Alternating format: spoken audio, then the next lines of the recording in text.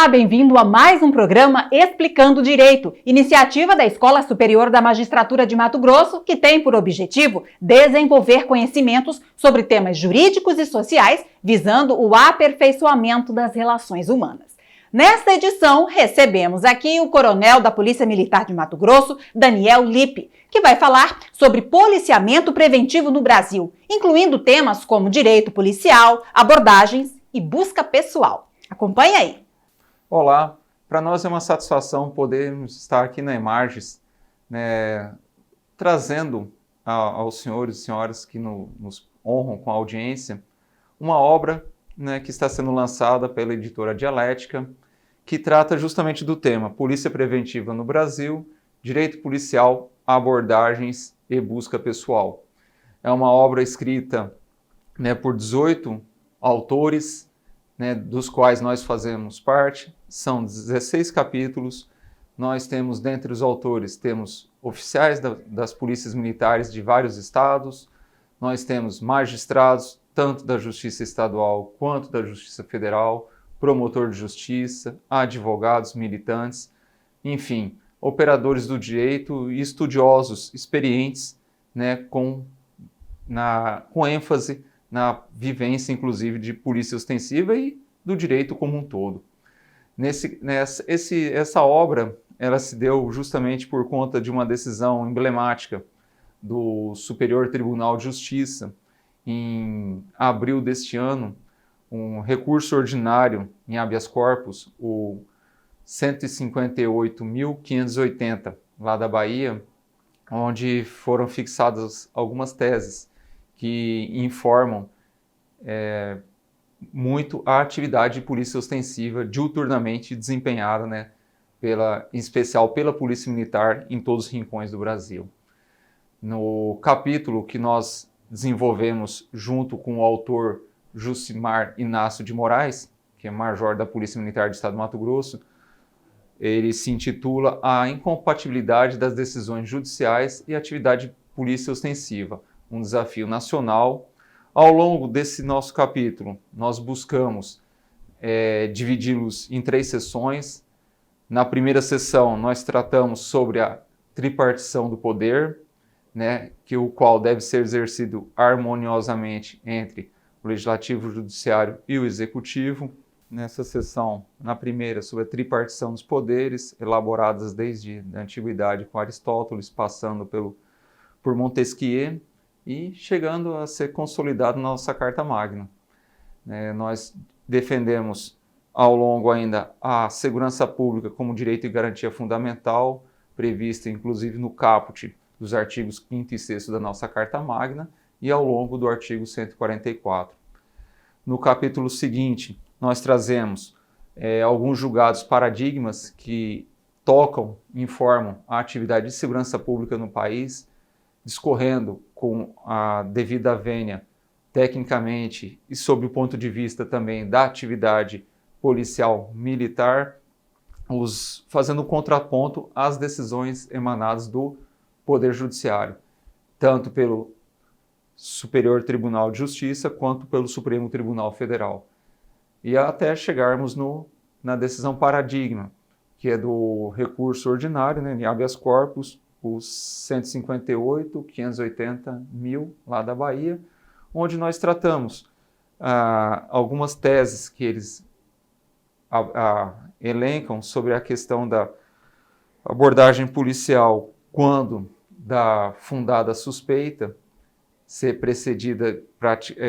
ao que tudo indica, de um racismo estruturante, de um preconceito institucional, baseado ainda, inclusive, em situações empíricas. Discorrendo na primeira sessão, além da tripartição dos poderes, nós também tratamos sobre alguns atributos do poder de polícia, sobre a atividade de polícia ostensiva, a sua previsão constitucional e nas demais leis que informam esse tipo de atividade, tanto o Código Tributário Nacional quanto o Código Transbrasileiro, a Lei do Sistema Único de Segurança Pública, o Decreto 667, que reorganiza as polícias militares dos estados e Distrito Federal, e outras leis, né, que justamente amparam e, inclusive, foram recepcionadas pela Constituição Federal. Discorremos sobre os atributos do poder de polícia, sobre a atividade de polícia ostensiva, sobre a preservação da ordem pública, da incolumidade das pessoas e do patrimônio, trazendo recortes de juristas, né, que endossam o nosso entendimento para fazer frente a esse entendimento que não coaduna, às vezes, a técnica jurídica com aquilo que os nossos policiais militares experimentam no front, né, no desempenho da sua atividade diuturna de polícia ostensiva. A atividade de polícia de segurança pública e a atividade de polícia judiciária, tanto em apoio ao poder judiciário quanto na apuração das infrações, no nosso caso, militares, e as atividades de polícia ostensiva, tanto administrativa, né, na preservação da incolumidade das pessoas e do patrimônio. São todos aspectos trabalhados ao longo dessa sessão deste capítulo, em que os autores, né, o Major Inácio e nós, desenvolvemos e colocamos a apreciação dos senhores. No capítulo seguinte, nós trazemos alguns julgados, né, emblemáticos, tanto do Supremo Tribunal Federal quanto do Superior Tribunal de Justiça, que vão desde a edição da súmula vinculante, do uso de algemas, até outras decisões a respeito da entrada forçada em domicílio, da abordagem em pessoas portando grande quantidade de substâncias entorpecentes, e nós vamos fazendo um paralelo entre os julgados, a legislação e a atividade policial militar desenvolvida, né, nos mais diversos rincões, né, do nosso país. São situações que forçam o leitor a questionar, né, e justamente com vistas a aperfeiçoar um modelo de justiça criminal que todos anseiam e almejam, né, para a melhor entrega do serviço à população brasileira como um todo. Na terceira sessão, nós tratamos especificamente do recurso ordinário em habeas corpus 158.580 lá da Bahia, onde nós pensamos 3 teses, né, que foram fixadas no julgado. Uma delas diz respeito às abordagens policiais militares que nem sempre ocorreriam com a devida urbanidade e mesmo quando o fizessem poderiam estar ocorrendo de modo arbitrário. Nisso daí nós destacamos que o ato, né, do poder de polícia, ele pode ser através de um ato administrativo vinculado ao direito administrativo, não só ao direito processual penal, discorremos sobre eles também, não se exige, né, e a lei também não tinha intenção de fazê-lo, uma forma para determinado ato, e que a atividade administrativa de polícia ostensiva prescinde, né, desse tipo de atividade do policial militar. Inclusive, no Manual Básico de Policiamento Ostensivo de 1987, ou seja, anterior à nossa Constituição, já previa a abordagem busca pessoal, mas de maneira respeitosa e no tempo, limite, duração e intensidade estritamente necessários para se proceder àquela busca numa pessoa em atitude suspeita, uma pessoa com características semelhantes a um indivíduo com mandado de prisão em aberto, numa pessoa que acabou de ser presa em flagrante por um determinado delito, ou numa pessoa que tem as mesmas características de uma outra, né, denunciada pela prática de um determinado crime. São situações que o tirocínio policial militar, ele é, às vezes, subestimado, enquanto que é supervalorizado o direito de ir e vir de pessoas que não valorizam o exercício do seu direito. Ou seja, pessoas que fazem mau uso do seu direito de ir e vir, questionam, muitas vezes, né, a atividade policial militar, que até culmina em êxito com a apreensão de quantidade significativa de drogas, de arma de fogo, né, e isso tudo às vezes é desconsiderado e relaxado, às vezes por uma falha, inclusive até no próprio boletim de ocorrência, onde talvez os colegas não discorram muito sobre a fundada suspeita para justificar a abordagem, e mesmo assim é feito ratificado o flagrante delito na Polícia Civil, passa pela audiência de custódia e depois, mais adiante, isso tudo às vezes pode ser desconsiderado por se ater a uma pequena fala, um detalhe, né, no início lá da ocorrência. São situações que nós chamamos à tona e trazemos a reflexão dos nossos colegas, né, operadores de direito e demais integrantes, né, das carreiras que compõem o sistema de justiça criminal do Brasil, que para ele ser forte, ele não vai ser mais forte do que o seu elo mais fraco. Então é interessante que todos, como já diria o nosso coronel Giraldi lá da Polícia Militar do Estado de São Paulo, então é interessante que todos que buscam esse ideal comum fortaleçam as instituições, né, que buscam realizar a atividade de polícia ostensiva, que buscam investigar os delitos, que buscam fazer as perícias, que buscam denunciar aqueles que infringem a lei, também processar, julgar e condenar, dentro do previsto em lei, aquelas pessoas que se equivocam. E depois que elas tenham a sua reeducação, né, no tempo exigido por lei, sem excesso, sem permanecer a mais nos estabelecimentos penais. Então, uma outra tese que foi fixada nesse julgado diz respeito justamente à garantia da sindicabilidade da abordagem. E nós acreditamos que ela poderá ser desempenhada, inclusive, quando a lavratura do auto de prisão em flagrante, que pode ser acompanhada, inclusive, por um advogado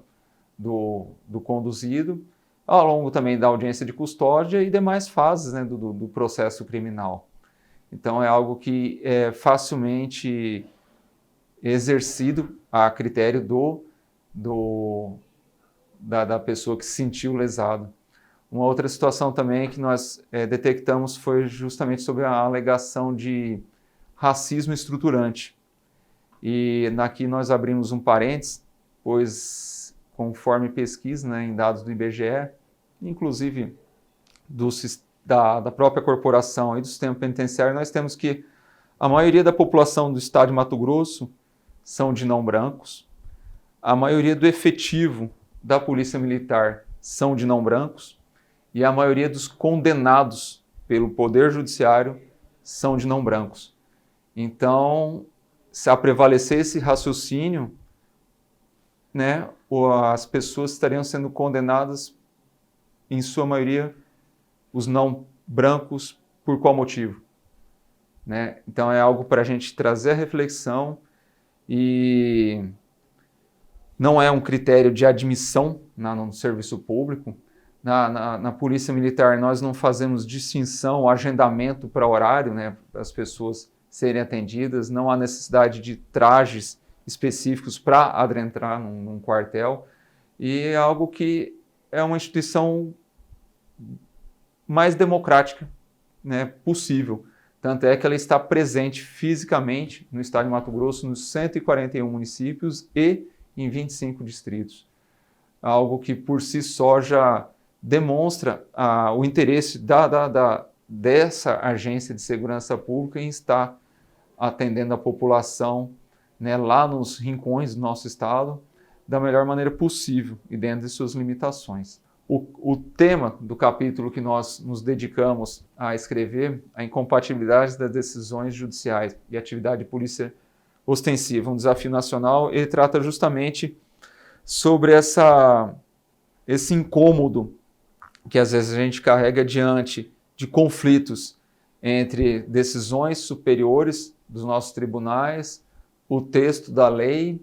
e a vivência e realidade, né, dos nossos policiais na linha de frente. Então, foi por conta disso que nós tratamos sobre a divisão de poderes, né, sobre as características da polícia ostensiva, sobre as características, né, do poder de polícia. Discorremos ainda sobre julgados, né, de relevância em âmbito nacional que afetam as atividades de polícia ostensiva, principalmente. E, em especial, no final, esse último julgado, inclusive, que foi o motivo da edição dessa obra em âmbito nacional, né, que traz justamente em sua linha dorsal alguns aspectos que a gente busca, com a devida vênia, suscitar a discussão para que uma fundada suspeita para justificar uma abordagem do nosso policial militar de rua não tenha que se transformar numa certeza. O militar, ele não tem como ter a certeza, às vezes, da situação